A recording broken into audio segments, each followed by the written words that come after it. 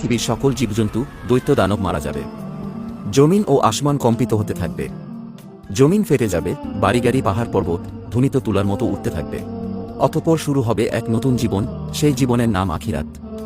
সবাইকে এই দুনিয়ার সকল কাজকর্মের হিসাব দিতে হবে। কে যাবে জান্নাতে, কে যাবে জাহান্নামে। মহান আল্লাহ রাব্বুল আলামিন সবাইকে পুনরায় জীবিত করে হাসরের ময়দানে দাঁড় করাবেন।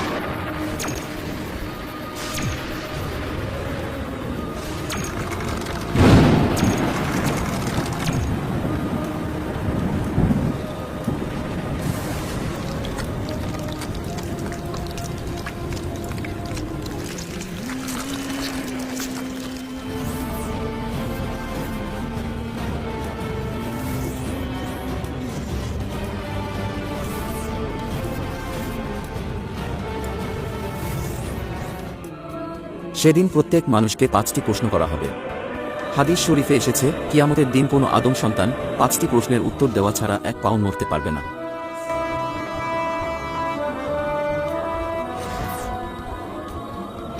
সেদিন তাকে জিজ্ঞাসা করা হবে তার জীবনের লক্ষ্য ও উদ্দেশ্য কী ছিল, এবং তার যৌবনকাল কিভাবে কাটিয়েছে, কিভাবে সে উপার্জন করেছে এবং তা কিভাবে ব্যয় করেছে, তার জ্ঞান বা বিবেক অনুসারে কর্ম করেছে কিনা, আর মহান রবের ইবাদত করেছে কিনা।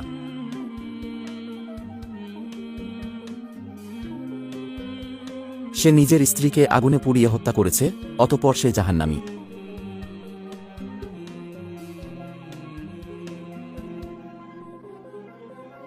অনেক টাকা পয়সা থাকা সত্ত্বেও দান খয়রাত করে নাই, অথচ সেই টাকা দিয়ে নেশা করেছে, অতঃপর সে জাহান্নামী।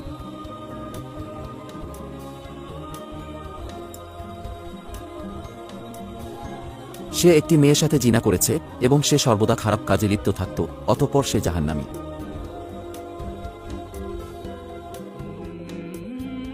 নিজের স্বামী থাকা সত্ত্বেও অন্য পুরুষের সাথে জেনায় লিপ্ত হয়েছে, অতঃপর সে জাহান্নামী। ইসলামের দৃষ্টিতে সুদ ও ঘুষ হারাম, এই হারাম কাজে লিপ্ত হওয়ায় অতঃপর সে জাহান্নামী। আল্লাহ ব্যতীত অন্যজনকে রব স্বীকার করেছে এবং মূর্তি পূজা করেছে, অতঃপর সে জাহান্নামী।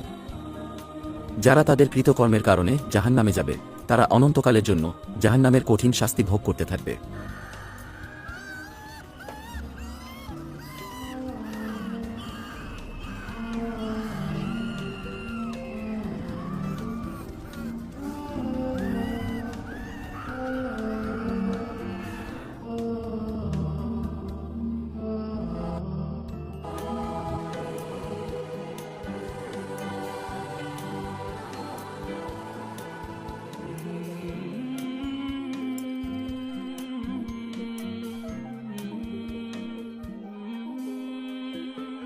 এই ব্যক্তি গরিব মানুষের পাশে দাঁড়িয়েছে, দান খয়রাত করেছে, অতঃপর সে জান্নাতি।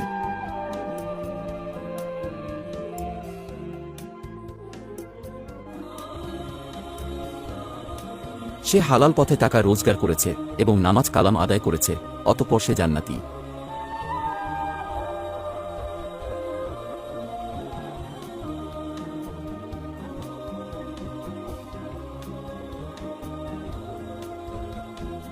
অসহায় মানুষদের সেবা যত্ন করেছে এবং মানুষের উপকার করেছে, অতঃপর সে জান্নাতি।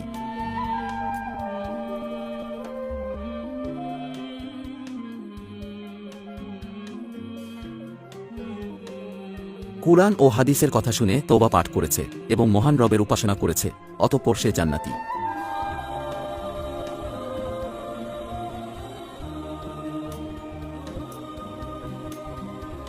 কুরআনের জ্ঞান শিক্ষা দিতে গিয়ে কাফেরদের হাতে পাথরের আঘাতে শহীদ হয়েছে, অতঃপর সে জান্নাতি।